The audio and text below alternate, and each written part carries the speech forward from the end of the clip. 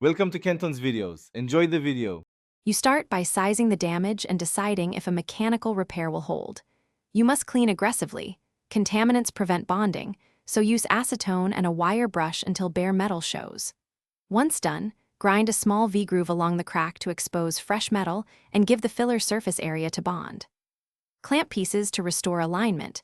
If gaps remain, slip a backing strip or use a thin stainless foil to support the repair while you apply filler. Now you fill and reinforce. Mix the stainless epoxy exactly as directed, and if available, stir in metal powder to match strength and thermal behavior. Using a small applicator, force epoxy into the V-groove and bed a stainless filler wire or foil over the seam so the load transfers across the repair. Smooth excess to avoid gaps. Then clamp tightly and allow the full cure time, and when recommended, a warm cure to improve final strength and adhesion.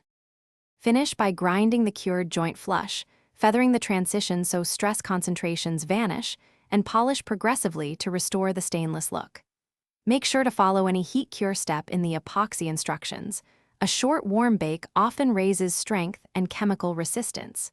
If under load the repair fails, don't keep adding filler. Instead, remove the failed material, re-clean with solvent, and either repeat the epoxy process or opt for a professional weld.